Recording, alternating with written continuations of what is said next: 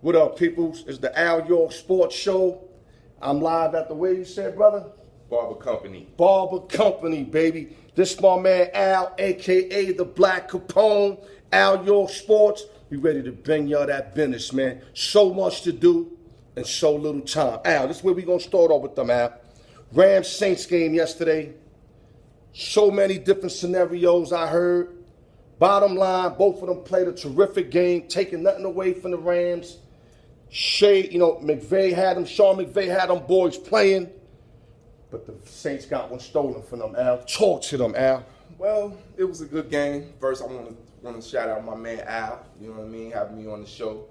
But first time in history, we had 2 championship games go to overtime. Yes, sir. Yes, sir. It was a tough game. It was some controversy both ways. They could have called the face mask on the Saints, which would have gave them 4 downs and maybe a touchdown. They would have been down 4. But what you think, Al? Well, what I think is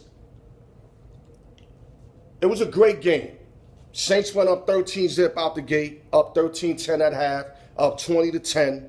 They could have put the Rams away. Just like game 1, they let the Rams come back. And then they hit my boy Michael Thomas on a deep fly out. Yeah, on the slant. And on the fly. You know what I mean? Slant, fly, whatever you want to call it. End up winning by 10. This game here, that's one thing the Rams defense did. They shut Michael Thomas down. They shut the running game down, but Camaro came out big out the backfield. He had something like 96 yards, 11 catches. But at the end of the game, Al, how the fuck these referees get all this money and miss a call like that? And miss this call, Al. You cannot miss this call. I don't want to just blame and say the Rams won cause of that, because the Rams did their thing, bro. Yeah, and they did their thing, bro. The game went overtime, too, so, I mean, you can go back to the calls. That's what I'm saying. But and they had their chances. It was 20-20 overtime. They had their shot. That's why I'm giving Rams all the credit. But at the end of the day, Al, referees make that call. That's ball game. Yeah, it's ball game. So they stole one from Who Dat. I'm upset because I gave out Who Dat to win it all since week 8. And I'm going to give props to props is due. Rams showed out. They did their thing. There's no taking away what the Rams did, bro. Rams did their thing. But they stole the game from them, bro. Yeah. And them referees, and if y'all remember real fast, because we got so much to do in so little time, when they play the Cowboys, when the New Orleans Saints play the Cowboys, referees messed up on a head-to-head to Kamara late. And I'm a Cowboy fan. I'm keeping it 100. And that Cole Beasley first down with his knee hit 2 yards before the first down. But since Peyton didn't have no timeouts and no replays, they gave it to him. That was back when they played a few weeks ago, right? Yeah. Like almost like week 9 or some shit like that. Got home cooking, I think, there like 3 games in a row. There you go. And great game. Them referees should be suspended. Yeah. There's no reason you got 4 motherfuckers out there and you cannot make the most obvious call in the fucking game. Not only that, they got the best referee crews for the AFC and NFC championship. You can't miss that. They got the best referee. Now, anybody could go, they want LA in the chip. And I won't be surprised. But that's not to take nothing away from the Rams. Like I said, the Rams deserve the win. They went out there, overtime, they kicked it off, got that interception. Flowers got that hit. Ball game. And that kick is Zerlin, I call a mega leg. That kick can hit for 65, 70 yards, especially in the dome. But Al, you got a leg. Yeah. Let's take it out the Rams. Yo, salute to the Rams. I'm mad. Who that nation? Keep your head up. Y'all gonna come back next year, but this was y'all year, man. I hate to say it. Now we going to Arrowhead Stadium, where the Kansas City Chiefs and the New England Patriots also went into overtime in a 37-31 victory by the by the New England Patriots. I was hoping the KC Chiefs. How do you break down this game, bro? A great game. I mean, they ran into the goal. You know what I'm saying? Oh, man. 9 times out of 10, to go to the Super Bowl or to win the AFC championship, it has to go through New England. And that's what happened this weekend. 19 years, they nice Super Bowl. Comes down to defense, bro. Defense wins championships. I mean, it was an overtime game. The defense was tired, but they let Brady march right down the field. Brady marched in the first drive of the game. They was up 14-0 at half. KC never got shut out under Andy Reid in the first half. Mm-hmm. Second half, they put up something like 54 points, which was like a playoff record for a second half. This game could have went anyway. Now, a lot of people saying Brady got a lot of calls. And I'm agree with you, especially, and I'm going to go back to the Ram game. How do you miss that? But then Brady gets a finger touched on his face mask and they call personal foul on that. You see where I'm going with it? Yeah. Now, I'm not going to say Chiefs didn't get no call because they got 2 late calls late that enabled them to get back in the game and even tie the game. 2 big calls. Those was big calls. Yeah, because those were calls that I've seen not get called. That holding call saved the game for them. For the Chiefs. Yeah. Going to overtime. Exactly. So, saying that, you know, and they did fuck up on that Edelman fumble, but look how good God is. The same people, Edelman and Sorensen, on that interception. Because Sorensen's the one that recovered it on the punt. And then he got the interception anyway with the same 2 people. Same 2 people. You see what I'm saying? So that game could have went either way. But listen, Tom Brady's the GOAT. I'm going to make y'all, but no, so I'm putting it right now on the Alyork Sports Show, bro. Tom Brady is on another level. I never want to hear Aaron Rodgers attached to him again, bro. No. Aaron Rodgers made it through 1 fucking Super Bowl with mediocre players. Brady does this shit every motherfucker. He got 5. He might get 6. Dog, might get 6. Dog, he carved up the shit out of one of the best defenses in San Diego or Los Angeles Chargers. Carved up a Kansas City team that gives up 17 points a game at home with that crowd in the cold-ass weather as underdogs. Yeah. Dogs, another thing he did, 13 for 18 on 3rd downs. And on the last drive, he converted in overtime 3 separate 3rd and 10s. Yeah. They gave him 2. They gave him 2 minutes. They gave him 2:03. You know what I mean? They went up and they gave. No, but I mean in the overtime. In the overtime. In the overtime is sudden death, so the time don't really matter. Yeah. 3rd and 10. Now, I would like to say that KC didn't put enough defense up. Yeah. But you can't say that. Don't look at the film. Yeah. They got guys literally almost around him. Yeah. Brady's just. If they give up, if they hold Brady to a field goal, they get the ball back. They get a chance. That's what I'm saying, a shot. Though, but they couldn't. Came down to a coin toss. It could have went either way. Yeah. I think if you don't lie the ball, don't lie though. Maybe he do the same thing. Don't lie though. When Brady won that coin toss, what you thought? It was a wrap. You knew it was ball game. It was right? a wrap. I knew it was ball game. It was a wrap. I gave out Saints plus 3.5 plus 4, whatever number you got on a 7-point teaser with the Chiefs plus 4. If the Chiefs missed that field goal in overtime, they win. They lost by 3. I did both dogs 6-point teaser. Okay, nice. So I ate. That was nice. But Kansas City played their hearts out. It was just a veteran against a rookie.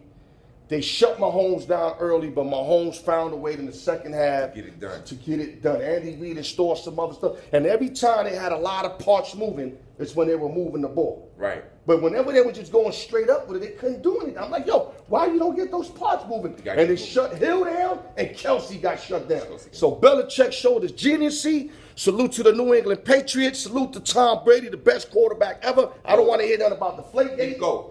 I don't want to hear nothing about the cheating with the cameras. I don't want to hear nothing about the tuck rule no more. If Brady didn't prove to y'all by now that he the best, and I love me some Montana. I'm a Montana. Montana got 4. Terry Bradshaw got 4. You know, these are Hall of Famers. The only thing you can say is that Montana never lost a Super Bowl. Right. So you know what? Then he'll be the best Super Bowl quarterback ever. But overall, it's Tom Brady. Brady's the GOAT. It's Tom Brady. I hate to say it, man. I know a lot of y'all New Yorkers is mad at me because y'all hate. Yeah, they hate Tom Brady. Yo, matter of fact, we the only this ones. This the kryptonite. We the only this ones. This is the Tom Brady kryptonite. NFC East. No, Tom Brady kryptonite. It's the New York G-Man Giants, baby. The New York Football Giants. And with that, we done with the football. Now we got 3 minutes to knock off this subject. My man bring it up. Great subject. I never heard this before. We're going to bring it to y'all right now on the Alyork Sports Show. Who was a better high school player, Zion Williams or LeBron James? We got less than 3 minutes. Get on that, man. I gotta go with LeBron. LeBron is the best to ever do it in high school. You know what I'm saying? Now, you know I got numbers, right? You know I went and did some numbers yesterday. Well, Zion's numbers were great. A junior and senior year, he averaged 36 both years. He made the first-team All-American. LeBron is the only man in history to make a first-team All-American in the 10th grade. He did it 3 years in a row. Right. That's unheard of. Well, numbers-wise, the numbers I got, LeBron averaged, I'm going to start from his freshman to his senior year. Okay. 18, 28, 25.3, 30.4. Now I'm going to Zion. 24.4, 28.3, 36.8, 36.4. Now, I know these is all numbers, but Al made a great point yesterday to me. He said LeBron's competition was way better. And he had a great team. He played on a prep team that was stacked. He played with the same kids since elementary. Right. Was stacked. And he played Carmelo. He beat Carmelo in the 11th grade. Carmelo was a senior at Oak Hill. You know talk to them, Al. Talk to them, Al. Come on, man. Okay. He came out of high school, averaged 21 in the league against grown men. Never went to college. We'll see if Zion can do that. I don't know. He might be a little undersized. Okay, now that leads to my next question. I'm not going to say who's going to be the better NBA player because LeBron's like the next thing to the GOAT, the Jordan. Yeah. But who you think will have the best first season in the NBA? Because LeBron, you said, had a decent season. Yeah. 21. Now, I want you to break down real fast. We got about another 2 minutes. What you think Zion could do in the NBA? What can he produce? And who did he remind you of? He kind of reminds me of a Randall. They say, Charles Barkley, because he's not really 6'7". He's about 6'6", 6'5". I like that. Big body, almost 300. He's like 280. I like that. Barkley could shoot a little more outside. Way better athlete than Barkley, though. He's jumping out the gym. No, but Barkley was jumping out the gym in Auburn. Yeah, he was. But I think Zion got like a 48-inch vertical or something like that. But I don't know. We'll see. That was a great topic, man. I had to put that on Alyork. That's a great topic. He's more of an inside down low player. You know, he needs to develop a jumper when he comes to the league. You know, and he can do that. Yeah, what I don't like about what I've seen about Zion, a lot of stuff he's doing right now in college, like taking it to the hole against 2-3 people, that ain't gonna work in the NBA. That's not gonna work. You know that and I know That's that. not gonna work. And I don't think his jump shot, he's confident enough in his jump shot. I think LeBron's game is way more polished when they were young. Yeah. Not now. Now everybody knows LeBron's the man. Yeah. When they were younger, a lot more polished. But I just think that Zion is an animal. He's an animal. Like a straight Charles Barkley in Auburn. I'm not denying that. Randall in Kentucky. Like animal. A great animal, man. Animal. And yo. Jamal Mashburn at Kentucky. There you go. Jamal Mashburn inside out. And Jerome Lane, remember Jerome Lane? Jerome Lane. You know what I mean? Like, yo, this guy's an animal, and he could dribble the ball, and if he develops a jump shot, Zion Williamson might be your next great, maybe next LeBron or whatever. The potential is there. Yeah, the potential is definitely there. But I'm not going to jump the gun because I understand this early. I know how this works out. You know what I mean? Early. And a lot of people said that they remind them of Anthony Bennett, but I don't know about that, man. Yeah. I mean, I know Bennett made noise in college, but when Bennett, you compare somebody to LeBron and what he did in high school, I mean, the fact that Zion's name gets close, means everything to me. So, yo. Well, barbershop again? Barber Company? Barber Company, come see us. You know what I'm saying? Give me a little information, huh? Rainbow Warm Springs. Y'all come see us, the Barber Company. Yo, the Black Al Capone. Yo, he about to lace me up right now. Him and my man Mike, my man Big T, who I'm sad for that KC went down today. He's a big KC fan. He probably went to the game, no? I think he had a little something at his house. Oh, okay. But yo, T, don't got nothing to feel bad about. Thank y'all, Al Capone, Alyork Sports. I'm going to get back to y'all. Check me this week on my information. I got a show at the Orleans. I'm going to give y'all all the information. Love y'all. Al, yo. Thanks, Al. Thank you, brother. Yo, we get back, man. Alyork Sports right out the barbershop, behind the scenes.